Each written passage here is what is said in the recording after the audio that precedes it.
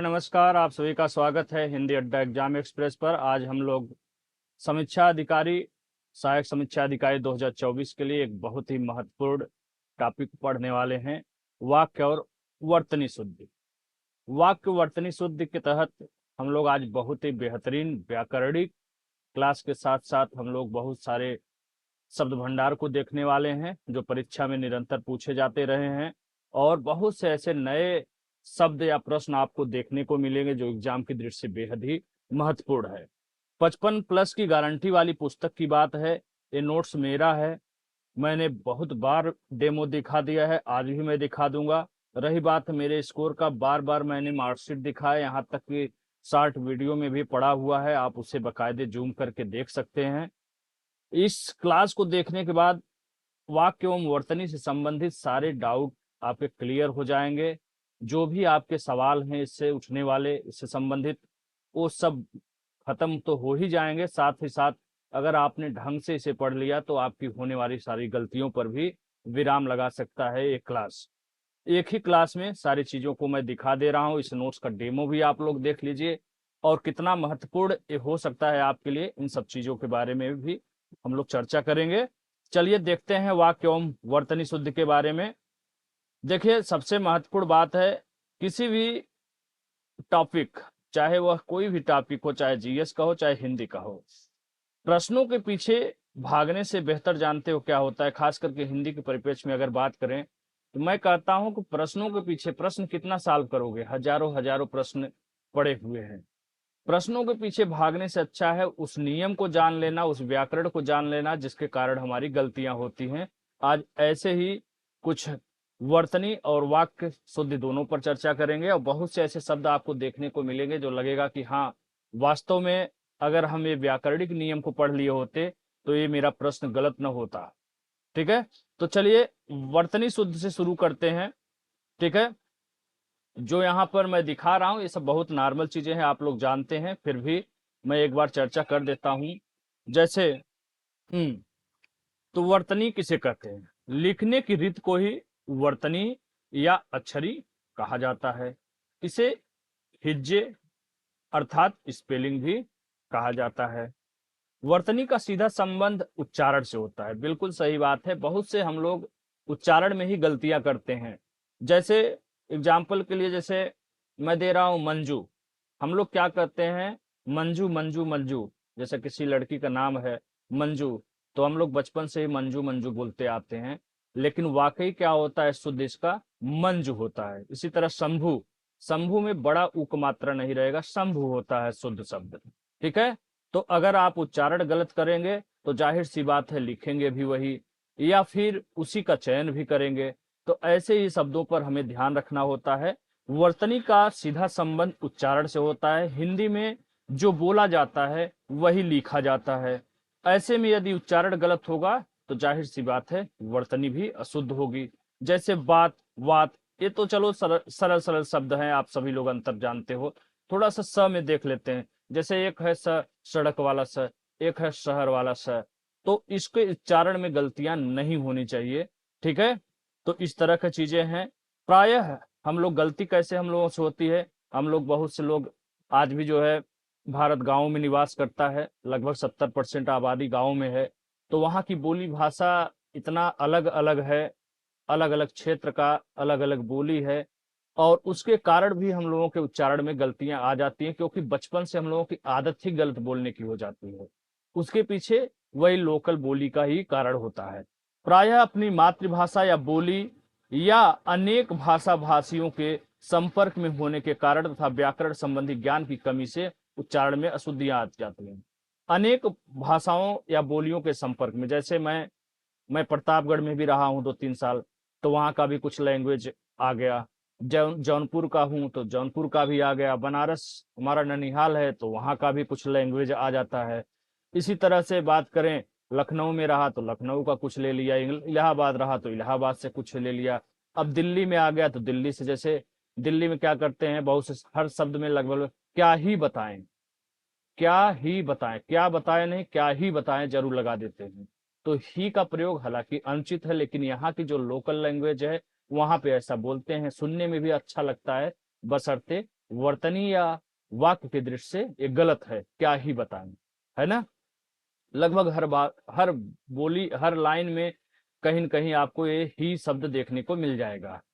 ठीक है, तो यही है, अनेक जब भाषा बोली के संपर्क में हम लोग आते हैं तब भी हम लोगों के उच्चारण में गलतियां होती हैं, शुद्धियां आ जाती हैं, और कभी कभी तो शब्द मूल अर्थ से परे भिन्न अर्थ देने लगता है अथवा अर्थहीन हो जाता है। वैसे तो हमारी देवनागरी लिपि संसार की अन्य लिपियों से अधिक वैज्ञानिक मानी गई है, क्योंकि इसमें सभी ध्वनियों को व्यक्त करने की क्षमता है तो है ही, साथ ही एक ध्वनि को व्यक्त करने के लिए एक लिपि चिन्ह है। फिर भी हम लोग प्रायः वर्तनी संबंधी अशुद्धियां करते हैं। इन अशुद्धियों में बहुत से प्रकार हैं, जैसे ड़ और न की अशुद्धियां हम लोग करते हैं। जैसे विष्णु, विष्णु शुद्ध शब्द तो विष्णु ही है, लेकिन बहुत से लोग विष्णु बोलते हैं, है ना। इसी तरह फन, फन क्या है, गलत है। शुद्ध क्या होता है, फड़। लेकिन अधिकतर लोग देखिए, आप लोग गांव वगैरह में भी सुने हुए, अरे सांप ने फन काट रखा है ना। तो फन जो बोलते हैं, जबकि फन क्या है, अशुद्ध है। ठीक है, उसी तरह कन नहीं, कड़ शुद्ध होता है। जबकि खड़ी बोली में न का प्रयोग अधिकता से होता है ना। खड़ी बोली में ड़ और न का प्रयोग संस्कृत नियमों के अनुसार होता है, जैसे पंजाबी और राजस्थानी में, लेकिन पंजाबी और राजस्थानी में ड़ ही बोला जाता है न की जगह। ठीक है, ऐसे बहुत से उदाहरण हैं। ये सब आप लोगों को लग रहा होगा बहुत नॉर्मल है, लेकिन ये बहुत ही महत्वपूर्ण स्थान रखता है आपके उच्चारण को सुधारने में, आपके वर्तनी को सुधारने में, है ना। तो इसी तरह से ये आप लोग बहुत से नियम देख सकते हैं। जैसे छ, एक छाता वाला होता है, एक छतरी वाला छ होता है। इसके उच्चारण में भी अभी मैंने क्विज कराया था, एक शब्द दिया था वांछनीय, और एक में छाता वाला छ लगाया था, एक में छतरी वाला छ लगा था। ठीक है, तो अधिकतर लोगों ने छतरी वाला छ चयन किया था, जबकि वांछनीय में छाता वाला छ लगा होता है। ठीक है, इसका विशेष ध्यान रखना होगा, है ना। चलिए, इसी तरह ब और व में बहुत अशुद्धियां होती हैं। जैसे वार, वार अगर आपने बोला तो वार का मतलब होता है प्रहार, वहीं आपने अगर ब लगा दिया तो वार का मतलब आवृत्ति से हो जाता है। उसी तरह वाद माने विचारधारा होता है, और बाद लगा दिया तो बाद का मतलब पश्चात यानी बाद में है। तो यहाँ पे देख सकते हैं आप कि मतलब अर्थ का अनर्थ हो सकता है अगर आपने सही शब्दों का, अक्षरों का इस्तेमाल नहीं किया तो। इसी तरह तालव्य स में बहुत कंफ्यूजन होता है ना। तो इसका भी बहुत ध्यान रखना होता है। तालव्य स, मूर्धन्य स और दंत स तीनों में। जैसे पी चषक, चषक देखिए वर्तनी में पूछा गया था समीक्षा अधिकारी के, ऑप्शन दिया हुआ था दंत स, तालव्य स और उसके बाद मूर्धन्य स वाला जो यहाँ पे लिखा हुआ है। तो राइट कौन सा है, सही कौन सा है, चषक, मूर्धन्य स वाला। लेकिन बहुत से लोग कंफ्यूज थे तो गलत करके आए। इस तरह से चीजों का ध्यान रखना होता है। दे, ले, पी कर, इन धातुओं को ह्रस्व इकार कर फिर दीर्घ करने पर, ये प्रत्यय लगाने पर इनकी विधियां निम्न है। जैसे चलो खैर, दीजिए, लीजिए, पीजिए, कीजिए, ये आप सभी लोग जानते हैं। ध्यान रखिएगा, इसमें ए मत लगाइएगा, गलत हो जाएगा। ठीक है, उसी तरह से अन्य है। देखिए, जहां पंचमाक्षर, पंचमाक्षर मतलब होता है क ख ग घ अंग, जो पांचवा अक्षर, प्रत्येक वर्ग का पांचवा अक्षर होता है। क ख ग घ अंग, अंग हो गया। च छ ज झ ञ आ गया। ट ठ ड ढ अड़ हो गया। फिर त थ द ध में न हो गया, है ना। प फ ब भ में म हो गया। इसी को पंचमाक्षर बोलते हैं, अंग, य, ड़, न, म। यहां पर कोशिश ये करना चाहिए कि जहां भी ए अक्षर आपको दिखे, है ना, पंचमाक्षर के बाद उसी वर्ग का ध्यान रखिएगा। यदि उसी वर्ग का शेष चार वर्ण में से कोई वर्ण हो तो वहां अनुस्वार का प्रयोग होना चाहिए। जैसे नंद, नंद में देखिए न का किस वर्ग का है, तथा दध न का है, और द किसका है, द भी उसी वर्ग का है, द उसी वर्ग का है, और न भी है, तो पंचमाक्षर हो गया। तो इसको नंद आधा न लिखने की बजाय आप अगर अनुस्वार लगा करके लिख रहे हैं तो ज्यादा बेहतर माना जाता है। उसी तरह अंत, अंत आपने बहुत जगह देखा होगा आधा न लगा रहता है। क्या जरूरत है आधा न लगाने की, इसको अगर इस तरह लिख दिए तो गंगा, गंगा का देखिए, गंगा में क्या है, ग, गंगा, क ख ग घ अंग, अंग आ रहा है। ग उसी वर्ग का है, उसी तरह वंदना और संपादक। तो कोशिश करिए ऐसे शब्दों में आप, जैसे वंदना, वंदना वर्तनी में पूछा गया था, बहुत से लोगों ने ये वाला करके आया था, आधा न वाला, जो कि गलत है। तो यहाँ पे पंचमाक्षर का प्रयोग होना चाहिए। नए या नई या नए का प्रयोग, ठीक है, ध्यान रखिएगा, मूल शब्द है नया, नया है मूल शब्द। तो यहाँ पे य ए ई होगा, एक वचन में क्या हो गया या, बहुवचन आया तो ए, स्त्रीलिंग आया तो ई हो गया, न कि ए वाला गलत है, ध्यान रखिएगा। अब ये मत सोचिएगा ए भी गलत है और ई भी गलत है। अब ये मत सोचिएगा कि नई दिल्ली स्टेशन तो ऐसे ही लिखा है, बड़ी ई की मात्रा लगा हुआ है। तो ध्यान रखिएगा, उसे एक्सेप्ट कर लिया गया है, उसी प्रकार से लिख दिया गया है, संविधान में भी उसी तरह दर्ज हो गया है, इसलिए उसे एक प्रकार से सही ही मान लिया गया है। लेकिन वर्तनी के लिहाज से नई क्या है, गलत है। ई की मात्रा जिसमें लगा है गलत है, यह जहां लगा है वो सही है। नया, नए, नई, मतलब शुद्ध कौन सा है, देखिए नए लिखना हो तो ऐसे, नई लिखना हो तो इस तरह, और नया देखिए यहाँ पे लिखा हुआ है। इसी तरह हुए, हुआ, हुई आदि का प्रयोग कैसे होता है, देखो यहाँ पे हुआ क्या है, मूल शब्द है, इसका प्रयोग कैसे होना चाहिए, एक वचन आया तो हुआ हो ही गया, बहुवचन आया तो यहाँ पे ए लग गया, स्त्रीलिंग में ई लग गया, ठीक है। यहाँ पर ध्यान रखिएगा, य या ये सब चीजें मत लगाइएगा, ठीक है, ये गलत है। उसी तरह गए, गई में गया मूल शब्द है, इस प्रकार से इसका एक वचन गया हो गया, बहुवचन गए और गई, यहाँ पे ई मत लगाइएगा। इसमें तो, इन सब चीजों में तो बहुत अच्छे अच्छे पुस्तकों में आपको गलती देखने को मिल जाता है, जिस पर बारीक ध्यान नहीं देते हैं लोग, तो बहुत सी किताबों में आपको गलतियां देखने को मिल जाता है, ठीक है। किए या किए का प्रयोग, किया क्या है, मूल शब्द है, तो इसका एक वचन किया, बहुवचन किए, ये ए का प्रयोग ऐनक वाला गलत है। लिए का दोनों प्रयोग सही है, जहां पे इस ए वाला आए भी सही है और ये वाला आए ये भी सही है, दोनों रूप शुद्ध है, किंतु जहां अव्यय व्यवहारित यानी प्रयोग होगा वहां पर लिए का प्रयोग होगा, ऐनक वाला ए लगेगा, और जहां क्रिया के अर्थ में हो वहां पे यह यज्ञ वाला यह का प्रयोग होगा। जैसे मेरे लिए उसने जान दी, तो यहाँ पे लिए का जो प्रयोग हुआ है वह अव्यय के रूप में हुआ है, ठीक है, इसलिए यहाँ पर करेक्ट है। इसी तरह सीता ने आम, 4 आम लिए, तो यहाँ पे लिए देखिए क्रिया के अर्थ में प्रयोग हुआ है, इसलिए ये सही है। चाहिए, इसलिए दोनों एकदम सही है, लेकिन ए वाला यह अगर आप लगा दे रहे हैं चाहिए या इसलिए में, तो गलत हो जाएगा। वर्तनी शब्द भंडार की बात करें, देखिए बहुत सारे शब्द भंडार आपको मिलेंगे यहाँ इस नोट्स में। तो इस नोट्स को अब तक 200 कर रहे हैं, लगभग 300 के आसपास लोगों ने ले लिया है, अपना नाम नोट करा लिया है। मंगलवार को सबको सेंड कर दिया जाएगा एकदम कंफर्म रूप से, भगवान के चरणों में अर्पित करने के बाद तुरंत सबको मिल जाएगा। बिल्कुल परेशान मत होइए, 2-4 लोग मैसेज करके बहुत परेशान है, जबकि अधिकांश लोगों का कहना है कि सर थोड़ा वक्त ले लीजिए लेकिन सही से तैयार करिए, ठीक है। तो यहाँ पे बहुत सारे शब्द भंडार आपको देखने को मिल रहे हैं, ठीक है। तो इस तरह से चीजों को आप देखिए, समझिए, बहुत ही बेहतरीन नोट्स तैयार किया गया है। जैसे यहाँ पे देखिए उज्ज्वल, उज्ज्वल का क्या होता है, शुद्ध डबल आधा ज रहता है। उसी तरह यहीं पे मैंने रख दिया समुज्ज्वल कैसे शुद्ध होता है और प्रज्वलित कैसे शुद्ध होता है। तो बहुत आपको इधर उधर नहीं भटकना हुआ, मिलता जुलता सारा शब्द आपके पास आ गया। अग्र सोची कौन सा शुद्ध है भाई, सोच में तो दंत सा लगता है, लेकिन अग्र सोची में तालव्य सा लग जाता है। इसी तरह सोचनी में भी तालव्य सा लग जाता है। इस तरह से बहुत से शब्दों को देखिए। उद्योगीकरण, जैसे वासुदेव नंदन यदि आप पढ़ रहे हैं तो ध्यान रखिएगा, वासुदेव नंदन में इस उद्योगीकरण को सही माना गया है, इसको गलत माना गया है, जबकि सही शब्द यही है, औद्योगिकरण न कि उद्योगीकरण, ठीक है। बहुत शब्द देखिए, एकांतिक, एकांतिक, एसड़ा, ऐसड़ा, अंतरराष्ट्रीय के देख लीजिए, यहाँ पर है अंतरराष्ट्रीय ऐसे लिखा जाएगा, ऐसे लिखा जाएगा कि ऐसे लिखा जाएगा, सब कुछ बहुत ही व्यवस्थित तरीके से दिया हुआ है ना। इसमें सारे प्रश्न जो पूछे गए हैं, जो पूछे जाने योग्य हैं, जो कहीं भी पूछे गए हों किसी भी परीक्षा में या किसी भी स्टेट में, सारी चीजें यहाँ पे व्यवस्थित आपको दी गई। देखिए ईयरफोन भी मैं लगा रखा हूँ, हटा देता हूँ इसको, भूल गया था, बात कर रहा था।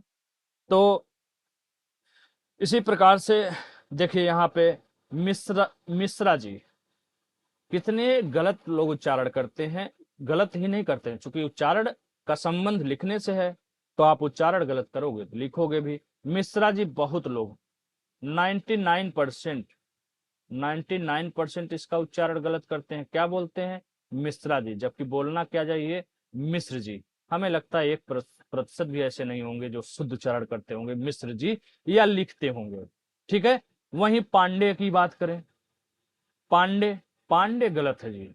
पांडे ही अधिकतर लोग बोलते हैं, लिखते भी हैं, लेकिन शुद्ध क्या होता है? पांडेय, है ना। तो इस तरह से आप देख सकते हैं बहुत ही महत्वपूर्ण महत्वपूर्ण सारे शब्दों का यहाँ पे भंडार दिया हुआ है। मंजू, मंजू मंजू हम लोग बहुत बोलते हैं, लेकिन शुद्ध क्या होता है? मंजू, न कि मंजू, है ना।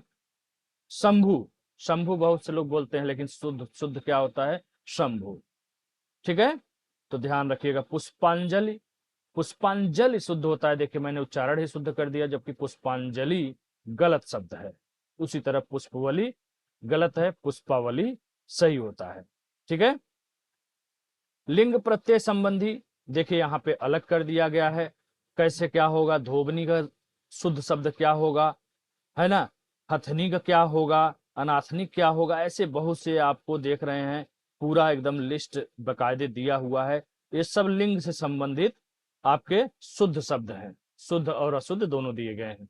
उसी तरह हलंत वाले शब्द, बहुत ही कंफ्यूजन होता है लोगों को, हलंत कहाँ लगेगा, किन किन शब्दों में लगेगा, किस शब्दों में नहीं लगेगा, और ये प्रश्न भी पूछा जाता है, निम्न में से कौन हलंत की दृष्टि से सही शब्द है या गलत शब्द है, शुद्ध है या अशुद्ध है, इस तरह से प्रश्न पूछा जाता है। तो यहाँ पे बकायदे देखिए, सम्राट, विराट, महान, राजन, श्रीमान, विद्वान, साक्षात, ये सब चीजें जो सारे ब्यौरा दिया हुआ है शब्दों का, विशाल भंडार दिया हुआ है, पूरा एक जगह इकट्ठा कर दिया है। यहाँ से बाहर क्या जाएगा जी? कुछ भी बाहर जाने वाला समझ में आ रहा है आपको? सब कुछ एक साथ में कर दिया है। कहाँ नहीं लगना चाहिए इसका भी मैंने जिक्र कर दिया है ना। तो इस तरह से आप लोग देख सकते हैं, बहुत ही बेहतरीन तरीके से नोट्स तैयार किया गया है। ठीक है। समास संधि संबंधी अशुद्धियां भी होती हैं, कैसे होती हैं इन सब के बारे में मैंने बकायदे स्पष्ट करके लिखा है इस नोट्स में। तो आप लोग इस नोट्स को लीजिए और एकदम बढ़िया से पढ़िए। 150-200 रुपया के लिए बहुत मत सोचिए, इसी का जो है हजारों हजारों लोग फीस ले रहे हैं। और आपको अगर ये पुस्तक चाहिए तो इस नंबर पे आप मैसेज कर करके मैसेज कर सकते हैं। नहीं मैसेज करने का मन है तो फोन कर लीजिए, कॉल कर लीजिए, है ना, कोई दिक्कत नहीं। और ये सब देख सकते हैं, बहुत ही बेहतरीन तरीके से तैयार किया गया है सारे शब्दों को। ये सब देखिए, बहुत से आपको शब्द ऐसे मिल रहे होंगे जो आप बिल्कुल जानते ही नहीं, जैसे पयोपान, देखिए पयः पान होता है। मनोकष्ट नहीं, मनः कष्ट शुद्ध होता है। मनोसाधना या मनोकामना, मनोकामना देखिए कितने गलत लोग बोलते हैं, मनोकामना पूर्ण हो गई, जबकि मनोकामना अशुद्ध शब्द होता है, शुद्ध क्या होता है? मनः कामना। ठीक है। इसी तरह से सारी चीजें व्यवस्थित दी गई हैं। अब बात आती है वाक्य शुद्ध की। तो वाक्य शुद्ध तो बहुत ही महत्वपूर्ण हो जाता है, अक्सर इसमें लोग गलतियां कर जाते हैं। क्यों गलतियां कर जाते हैं? क्योंकि आप प्रश्नों के पीछे भागते हैं, उसके जड़ को तलाशते ही नहीं। मैं कहता हूं कि आप प्रश्नों के पीछे भागने से अच्छा है उसके व्याकरणिक कुछ नियम को पढ़ लीजिए, और नियम आप पढ़ लिए तो आपको प्रश्नों के पीछे भागने की जरूरत नहीं। फिर चाहे जैसा प्रश्न घुमा फिरा के पूछे, आप सही कर सकते हैं, क्योंकि 10-12 नियम है वाक्य शुद्धि से संबंधित, और 10-12 पे आपने कंट्रोल बना लिया तो फिर प्रश्नों के पीछे बहुत भागने की जरूरत ही नहीं पड़ेगी। वाक्य शुद्धि के बारे में चर्चा करते हैं। तो वाक्य का सारा सौंदर्य पदों अथवा शब्दों के समुचित प्रयोग पर आश्रित होता है, बिल्कुल सही बात है। पदों के स्वरूप और औचित्य पर ध्यान रखे बिना शिष्ट और सुंदर वाक्यों की रचना नहीं की जा सकती, बिल्कुल सही बात। वाक्य को सुव्यवस्थित और संयत रूप देने को व्याकरण में क्या कहा जाता है? पदक्रम कहते हैं। शुद्ध यानी निर्दोष वाक्य लिखने के कुछ नियम होते हैं जिसकी सहायता से शुद्ध वाक्य लिखा जाता है। प्रश्नों में अशुद्धियां कई प्रकार से दी जाती हैं, जैसे देखिए, पहला संज्ञा संबंधी, फिर आता है लिंग संबंधी, फिर आता है वचन संबंधी, वर्ण संबंधी, सर्वनाम संबंधी, विशेषण संबंधी, उपसर्ग संबंधी, प्रत्यय संबंधी, स्वर व मात्रा संबंधी, क्रिया व अव्यय संबंधी, विराम चिन्ह संबंधी, ऐसे बहुत से प्रकार हैं। अगर इनको आपने पढ़ लिया, समझ लिया, फिर प्रश्नों के पीछे भागने से बच्चों की तरह छुटकारा मिल जाएगा। ठीक है। वाक्यों में दोष कितने प्रकार के होते हैं यहाँ पे व्यवस्थित तरीके से दिया है मैंने। जैसे पदक्रम का प्रयोग कैसे किया जाता है या पदक्रम संबंधी अशुद्धियां कैसे होती हैं। जैसे किसी वाक्य में सार्थक शब्दों को यथा स्थान रखने की क्रिया को क्रम अथवा पदक्रम कहते हैं। यदि इसका पालन नहीं किया गया तो वाक्य में दोष उत्पन्न होता है। जैसे मोहन ने किया है भोजन, ऐसा नहीं है कोई भी कहीं भी कुछ कर देंगे। मोहन ने भोजन किया है। नियम क्या होता है, शुद्ध वाक्य में नियम होता है कि कर्ता जो होता है वो पहले रहता है, फिर कर्म रहता है, अंत में क्या होता है, क्रिया। ठीक है, इसी को पदक्रम कहते हैं। ठीक है, हिंदी वाक्य में प्रारंभ में कर्ता रहेगा, मध्य में कर्म रहेगा और अंत में क्या होगा, क्रिया होना चाहिए। जैसे मेरे घर के पास एक पान की दुकान है ना, यही शब्द है ना, मेरे घर के पास एक पान की दुकान होती है। आप ये बताओ, पान के दुकान में एक पान कभी देखा है आपने रखा हुआ? पान का बंडल होता है ना जी। तो एक पान नहीं, पान की एक दुकान हो सकती है लेकिन एक पान की दुकान नहीं हो सकती। इसी प्रकार हलवाई की दुकान है, मेरे घर के पास एक हलवाई की दुकान है, ये सब प्रश्न पूछे गए हैं। तो एक हलवाई का नहीं है, हलवाई की एक दुकान है। ठीक है, इस तरह के जो भी वाक्य आपके सामने आए आप आराम से कर सकते हैं। क्रिया संबंधी अशुद्धियां देखिए, यहाँ पर क्या था, पहले के बाद पांचवें पा गया हूं क्योंकि मेरा उद्देश्य डेमो दिखाना है आपको और इसमें व्यवस्थित तरीके से लिखा हुआ है। और ये सब चीजें अब प्रश्नों के माध्यम से भी अभ्यास में कराता रहता हूँ, क्विज कराता रहता हूँ। लेकिन इस नोट्स को, चूंकि नोट्स लंबा है तो मैं शार्ट में पढ़ा रहा हूँ, तो आप लोग पीडीएफ लेकर के आराम से इसका प्रिंट आउट निकलवा लीजिए या जैसे भी पढ़ना हो आराम से पढ़ सकते हैं। क्रिया संबंधी अशुद्धियां, क्रिया का अगर उचित प्रयोग न हो तो वाक्य में विकार आता है। कैसे आता है, जैसे हर एक खिलाड़ी मैदान में पहुंच गए, हर एक खिलाड़ी मैदान में पहुंच गए, गलत है, क्रिया संबंधी अशुद्धि है। क्योंकि गए, यहां पर हर एक, प्रत्येक, प्रत्येक लगे या हर एक लगे, खिलाड़ी मैदान में पहुंच गया होना चाहिए, न कि गए। क्यों? क्योंकि हर एक और प्रत्येक का प्रयोग हमेशा एक वचन में किया जाता है, इसलिए यहाँ पे गया सही होगा। ठीक है, वह विलाप करके रोने लगी। अरे विलाप का मतलब ही होता है रोने लगना बुरी तरह से। तो विलाप करके रोने लगी, ये पहले बात, रोना शब्द एक्स्ट्रा लगा हुआ है, ये नहीं होना चाहिए। वह विलाप करके की जगह क्या होना चाहिए, करने लगी। ठीक है, उसके प्राण पखेरु पखेरु चले गए। चले गए का कोई मतलब नहीं होता है, प्राण पखेरु उड़ गए होना होता है। दर्शन दिया नहीं जाता है, दर्शन किया जाता है। प्रयागराज विश्वविद्यालय ने नेहरू जी को उपाधि वितरित की। अरे भाई, प्रयाग विश्वविद्यालय ने नेहरू जी को उपाधि प्रदान की। वितरित शब्द का प्रयोग अनुचित है, यहाँ पे प्रदान की जाती है, उपाधि प्रदान की जाती है। ठीक है, क्रिया विशेषण संबंधी जैसे अशुद्धि है, मैं सारी रात भर जागता रहा। 90%, 90% का 99% बता रहा हूं, इसका गलत यूज करते हैं, कहते भी हैं। हम खुद ही, क्योंकि मैंने बोला ना उच्चारण में ही गलती होती है। हम लोग शुरू से ही, बचपन से ही गलत उच्चारण बहुत से करते आते हैं। मैं ही बोलता था, मैं यार पूरी रात नहीं सो पाया या सारी रात नहीं सो पाया। पूरी रात कहिए या सारी रात कहिए, पूरी का भी प्रयोग गलत है और सारी का भी प्रयोग गलत है। ठीक है, यहां पर होना चाहिए मैं रात भर जागता रहा, बात आपका पूरा हो गया यानी समाप्त हो गया। सारी का प्रयोग या पूरी का प्रयोग पूरी तरह से अनुचित है। वह लगभग दौड़ रहा, अरे लगभग दौड़ना क्या होता है, दौड़ना तो दौड़ना होता है, कोई तेज दौड़ता है कोई धीरे दौड़ता है, तो लगभग का कोई मतलब नहीं है। वह दौड़ रहा था। ठीक है, या आप कह सकते हैं वह बहुत तेज दौड़ रहा था, तब भी सही है। लेकिन लगभग शब्द का प्रयोग अनुचित है। वह बहुत तेज दौड़ रहा था, वह बहुत धीरे दौड़ रहा था, लेकिन लगभग का प्रयोग अनुचित है। राधा मंद मंद गा रही थी, मंद मंद नहीं गा रही थी, राधा धीरे धीरे गा रही थी, स्लो स्लो गा रही थी। कारक संबंधी अशुद्धियां, यानी कारक अर्थात ने, को, से, द्वारा, के, लिए, हेतु, का, के, की, सा, से, सी, हे, अहो, अजी, अरे इत्यादि का प्रयोग जब उचित नहीं करेंगे तो वाक्य में अशुद्धि आ जाएगी। कैसे आती है भाई, आइए बताते हैं। अच्छा, उदाहरण वाला पेज ही उड़ गया है, चलो कोई बात नहीं, पीडीएफ ले लेना, उसमें मिल जाएगा।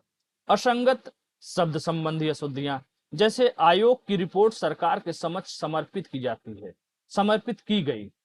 तो आयोग की रिपोर्ट सरकार के समक्ष समर्पित थोड़ी की जाती है, प्रस्तुत की जाती है ना। तो यहाँ असंगत शब्द का प्रयोग हुआ है। इस हीरे का मूल्य नापा नहीं जा सकता, नापा नहीं, फीता से नहीं नापना है, मापा यानी आकलन या आका नहीं जा सकता होना चाहिए। मापा या तो आका, आका, दोनों में से एक शब्द का प्रयोग होना चाहिए। इन दोनों में केवल यही अंतर है।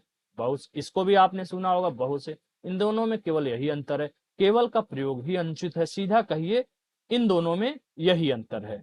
ठीक है, यहाँ पे मैं देखिए भूल गया है, इन दोनों में यही अंतर है। ठीक है, यहाँ पे देखिए अधिकारियों ने कागजात का निरीक्षण किया, निरीक्षण नहीं जांच किया जाता है, कागजात का जांच किया जाता है, जांच, जांच भी नहीं जांच, चंद्रबिंदी लगा हुआ है। हम लोग इतना गलत बोलते हैं, मैं क्या बताऊं, जांच, जांच नहीं जांच। ठीक है, उच्चारण स्थान के लिए मैंने बताया था। अशुद्ध वाक्य, इस समय आपकी आयु 40 वर्ष है। कितने लोगों ने सुना है इस गलत उच्चारण को? मुझे लगता है सबने। आपकी उम्र क्या है, आपकी आयु क्या है ना, आपकी आयु कितनी? आयु गलत है। क्यों गलत है? आयु पूरे जीवन काल के लिए प्रयोग किया जाता है, वहीं अवस्था वर्तमान समय तक के लिए प्रयोग किया जाता है। इसलिए आयु की जगह अवस्था होनी चाहिए, 40 वर्ष, 50 वर्ष, 100 वर्ष, जो भी हो। लिंग संबंधी अशुद्धियां, स्त्रीलिंग पुल्लिंग संबंधी अनुचित प्रयोग करोगे तो गलत होगा ही। जैसे आधी रात से सोने की कीमत में भारी उछाल आया, उछाल आया। जबकि शुद्ध बात क्या है? आधी रात से सोने के नहीं की कीमत में भारी उछाल आया। कितना जरा सा अंतर है। अगर ध्यान पूर्वक आपने नहीं पढ़ा तो आपको समझ में नहीं आएगा कि इसमें गलत क्या है। ठीक है, चाय ठंडा हो गया ना, चाय ठंडी हो गई। हवन सामग्री जल गया नहीं, जल गई। काशी सदैव भारतीय संस्कृत का केंद्र रहा है नहीं, रही है होता है शुद्ध। ठीक है, वर्ण या वर्तनी संबंधी अशुद्धियां, कभी कभी क्या होता है गलत दे दिया जाता है, वर्ण ही वर्तनी ही गलत दिया जाता है। जैसे मैंने बोला मंजू, तो मंजू हम लोग उच्चारण करते आते हैं बचपन से। अगर बोल दिया कि मंजू गाना गा रही है, तो हम लोग तो समझ ही नहीं पाएंगे कभी कि इस वाक्य में गलती क्या है, क्योंकि हमने बचपन से ही मंजू मंजू बोला है, वही रटा है दिमाग में। तो मैं स्पष्ट रूप से उस विकल्प को छोड़ दूंगा और दूसरा विकल्प चयन कर लूंगा और मेरा प्रश्न गलत हो जाएगा। तो हमें ध्यान रखना है कि मंजू नहीं, मंज शुद्ध शब्द होता है। तो मंजू गाना गा रही शुद्ध होना चाहिए, न कि मंजू गाना गा रही है। जैसे मैं उसकी बुद्धिमानता, बुद्धिमानता शब्द ही गलत है। बहुत से लोग बोलते हैं बहुत बुद्धिमानता दिखा रहा है, बहुत बुद्धिमान बन रहा। बुद्धिमत्ता शुद्ध शब्द होता है, बुद्धिमानता की जगह बुद्धिमत्ता शब्द का प्रयोग जाना है। पूज्यनी नहीं, पूज्यनी गलत है, पूज्य या पूजनी। ठीक है, पूज्यनी गलत शब्द है, पूज्यास्पद गलत शब्द है। शुद्ध क्या होता है? पूज्यास्पद। स्कूलों में साप्ताहिक नहीं साप्ताहिक होता है। ठीक है, एक मास्टर साहब आए थे, आरओ 2014 का प्रारंभिक परीक्षा था, तो उसमें मेरे बगल में बैठे थे। तो उन्होंने देखा, मैंने उनकी कॉपी की तरफ हल्का नजर मारा, देखा तो प्रश्न चयन किए थे अत्यधिक, है ना। तो हमने कहा कि अरे गलत है। कहें अरे क्या बात करते हैं, मैंने यही पढ़ा है अत्यधिक गलत, अत्यधिक सही है। मैंने कहा ठीक है कोई बात नहीं, अत्यधिक आप लगाइए, मैं तो अत्यधिक लगाऊंगा, है ना। उसके बाद जो है जो हुआ होगा भगवान ही जाने। तो कहां पर आक मात्रा लगेगा, कहां पे नहीं लगेगा, ऐसे शब्दों पर भी हमें ध्यान रखना होगा। तो साप्ताहिक एक खड़ी पाही की बात है, अगर जरा सा लापरवाही किए तो आपका गलत हो गया है, या बचपन से ही साप्ताहिक साप्ताहिक गलत उच्चारण करते आए होंगे, तब भी आपका गलत होगा। तो ध्यान रखना होगा, साप्ताहिक नहीं साप्ताहिक शुद्ध शब्द होता है। ठीक है, विराम चिन्हों से संबंधी अशुद्धियों की बात करें तो 1 रुपए में कितने पैसे होते हैं? यहाँ पे प्रश्नवाचक कितने पैसे होते हैं प्रश्न पूछा जा रहा है, तो यहाँ पे प्रश्नवाचक चिन्ह का प्रयोग होना चाहिए। दूसरा चीज 1 रुपया एक वचन होता है, तो यहाँ पे रुपए की जगह रुपया होना चाहिए। पकड़ो मत जाने दो, विराम चिन्ह का इतना इस्तेमाल जरूरी है, नहीं तो अर्थ का अनर्थ हो जाए। जैसे पकड़ो मत जाने दो, अब इसमें आप क्या समझ सकते हैं, क्या कहना चाह रहा है? या तो आप यहां लगाइए पकड़ो मत जाने दो, या तो आप जो है, नहीं तो समझ नहीं पाओगे। पकड़ो मत जाने दो क्या कह रहा है, पकड़ो कह रहा है कि नहीं जा भैया, गुस्सा गया है मत जाने दो उसको, पकड़ लो ये कहना चाह रहा है, या ये कह रहा है मत पकड़ो भाग जाने दो यहां से। तो या तो आप लगाओगे कामा पकड़ो मत जाने दो, या फिर लगाओगे कामा यहाँ पकड़ो मत जाने दो, भाड़ में जाए, जरूरत नहीं है भाग जाने दो, है ना। इसलिए विराम चिन्हों का बहुत ही ज्यादा प्रयोग होता है वाक्य वर्तनी वर्तनी नहीं, वाक्य शुद्धि में।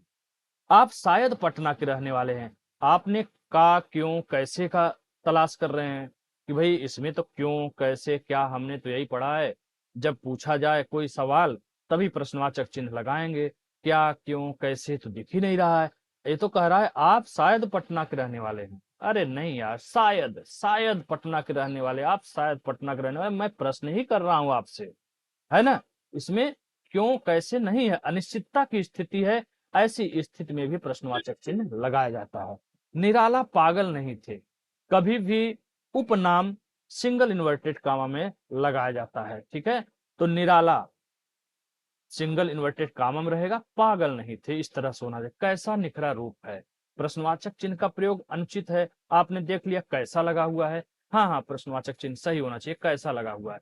क्यों सही है भाई, आपने किसी से प्रश्न पूछा है कैसा निखरा रूप है, मान लो अकेले आप पहाड़ी इलाका में कहीं घूमने गए हो, है ना। जैसे मैं जाने वाला हूँ सोमवार को नैनीताल, तो मैं वहां देखा सुहावना दृश्य बहुत खूबसूरत लग रहा है, मेरे मुंह से अचानक निकला वाह कितना सुंदर दृश्य है, कितना कितना लगा ना, या मैंने बोला वाह कैसा निखरा रूप है, यही शब्द मैंने बोला कैसा निखरा रूप है।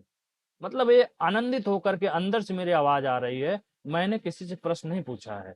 तो यहाँ पे फुल स्टॉप रहेगा, न कि प्रश्नवाचक चिन्ह। ओके, चलिए। हे ईश्वर, जहां भी भगवान वगैरह की बात हो, आश्चर्य की बात हो, घृणा की बात हो, वहां पे क्या होता है, ये विस्मय आदि बोधक चिन्ह है, ये लगाता है, ठीक है, कामा नहीं लगेगा। भारतेंद्र ने कहा देश को राष्ट्रीय साहित्य बनना चाहिए, ठीक है। भारतेंद्र नाम है, हरिश्चंद्र नहीं कहा जा रहा है। भारतेंद्र ने कहा, अब जब कोई कथन हो तो उसको सिंगल नहीं डबल इन्वर्टेड कामा में बंद करते हैं, और उपनाम हो तो सिंगल इन्वर्टेड कामा में, है ना। मुहावरा लोकोक्ति का गलत प्रयोग होने से भी अशुद्धि आती है, जैसे 2 9 11 हो गया, हमको पता रहना चाहिए कि 9 2 11 सही मुहावरा होता है, न कि 2 9 11। उसी तरह जीती मक्खी निगली जाती है, न कि खाई जाती है, अगर पता होगा मुहावरा तो हम सही करके आएंगे। चली चलो नहीं चला चली का बेला शुद्ध है, यही सही मुहावरा है। कथरी के लाल नहीं होता है, गुदड़ी के लाल होते हैं, है ना। तो इस तरह की चीजों का भी ध्यान हमें रखना होगा। अन्य प्रकार की अशुद्धियां बहुत सारी होती हैं, जैसे बाघ और बकरी एक घाट पानी पीती हैं। तो ध्यान रखिएगा, जहां भी वाक्य में 2 लिंग एक वचन में हो तो क्रिया बहुवचन और पुल्लिंग में होगी, तो इसलिए यहाँ पे पीती की जगह पीते होना चाहिए। इसी तरह एक गाय 2 घोड़े एक बकरी मैदान में चर रहे हैं, यहाँ पे क्या होगा, रही है होगा। क्यों, जब वाक्य में कई लिंग हो तो क्रिया बहुवचन में और उसका लिंग अंतिम कर्ता के अनुसार होगा। तो अंतिम कर्ता यहाँ बकरी है, तो बकरी क्या है, महिला है, सॉरी महिला समझिए या फीमेल समझिए, है ना। तो बकरी क्या है, फीमेल है, तो यहाँ पे रही बोला जाएगा, ठीक है। अशुद्ध वाक्य, वह गीत की 2 4 लड़ियां गाती, क्या लड़ियां सही है, नहीं लड़ियां नहीं, कड़ियां शुद्ध शब्द होता है, ठीक है। आप शायद वाराणसी के रहने वाले, फिर से आ गया, अनिश्चितता की स्थिति है। अनिश्चितता की स्थिति में प्रश्नवाचक चिन्ह का प्रयोग किया जाता है, यहां तक कि व्यंग्यात्मक अगर कोई टिप्पणी है तो उसमें भी प्रश्नवाचक चिन्ह का प्रयोग किया जाता है। चिड़िया बहुत सारी लग गई, यानी बहुवचन हो गई, और बहुवचन चिड़िया में चंद्रबिंदी लगता है, तब शायद यह काम जरूर हो जाएगा। अब शायद भी बोल रहे हो, जरूर भी बोल रहे हो, तो दोनों में से एक ही इस्तेमाल करिए ना जी। शास्त्री जी की मृत्यु से बहुत या बड़ा खेद हुआ।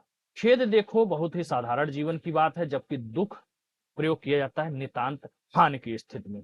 बम एक प्रकार का शस्त्र है, नहीं, बम एक प्रकार का अस्त्र है, जो भी दूर फेंक करके वार किया जाता है उसे अस्त्र कहा जाता है, जो हाथ में पकड़ करके वार किया जाता है जैसे लाठी तलवार गदा, ये सब शस्त्र में आते हैं, ठीक है। बाकायदे शस्त्र और अस्त्र का मैंने यहाँ पे बाकायदे लिख दिया है, कौन कौन आते हैं शस्त्र में, कौन कौन अस्त्र में आते हैं, देख सकते हैं।